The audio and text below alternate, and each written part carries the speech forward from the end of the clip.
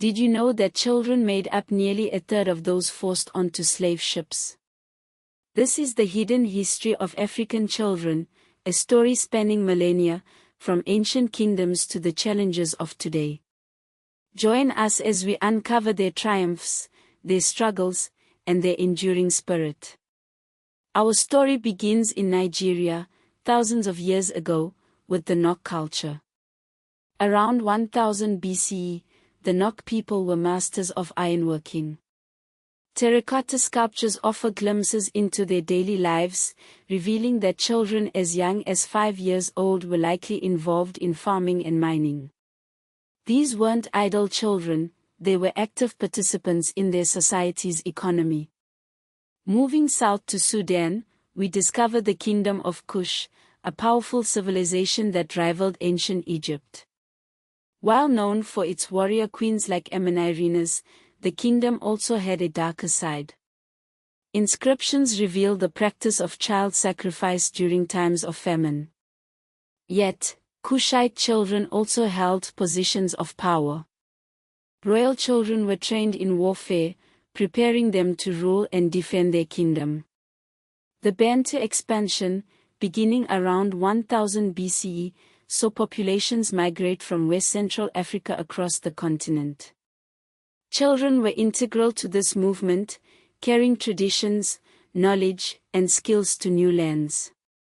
Archaeological findings at Great Zimbabwe reveal child burials adorned with iron tools, suggesting their importance within Bantu communities, even at a young age.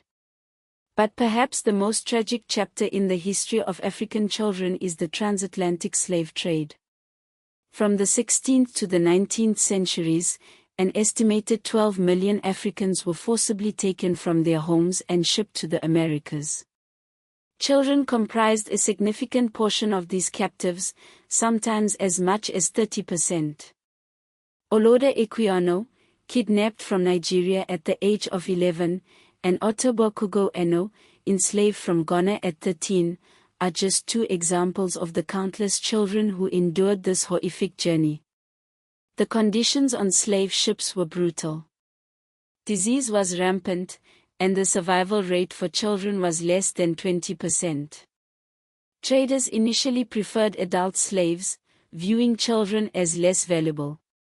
However, the demand for labor eventually led to the increased enslavement of children. The colonial era brought new forms of exploitation. In the Belgian Congo, thousands of children were forced to work on rubber plantations, often facing horrific conditions. The Casement Report of 1904 documented the appalling treatment of these child laborers, with mortality rates as high as 50% due to exhaustion and abuse. Beyond forced labor, colonial imagery often portrayed Africans as childlike, justifying European domination.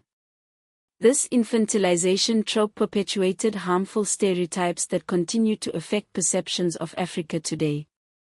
Jump ahead to June 16, 1976, in Soweto, South Africa. Thousands of black students, protesting the apartheid regime's imposition of Afrikaans language education, took to the streets. The Soweto uprising, led by figures like 17-year-old Teboho Tsietsi Mashinini, became a pivotal moment in the fight against apartheid. Tragically, police responded with violence, killing hundreds, many of them children. The image of 12-year-old Hector Peterson being carried by a fellow student became a symbol of the brutality of apartheid. The Soweto uprising sparked international outrage and helped galvanize the anti-apartheid movement.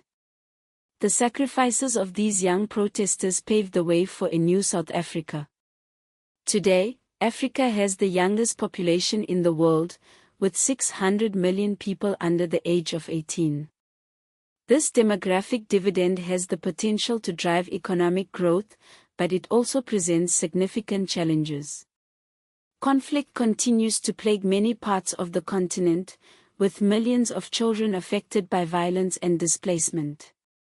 Boko Haram's abduction of the Chibok girls in 2014 is a stark reminder of the dangers faced by children in conflict zones.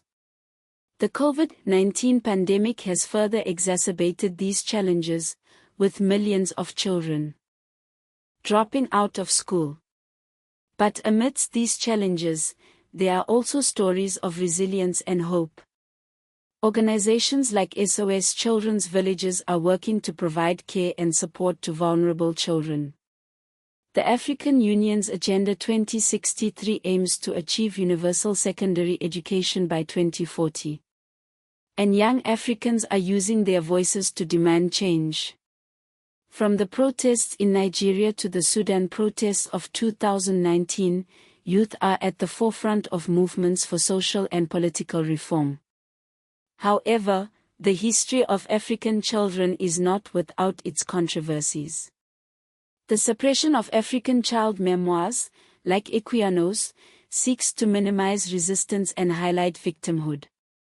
Furthermore, modern denialism in some African curricula downplays the role of intra-African slave sales.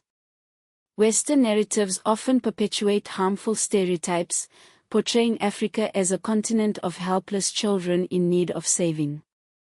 It's crucial to recognize the agency and resilience of African children throughout history. The history of African children is a story of resilience, resistance, and hope. Despite facing immense challenges, they have continued to shape the continent's past, present, and future.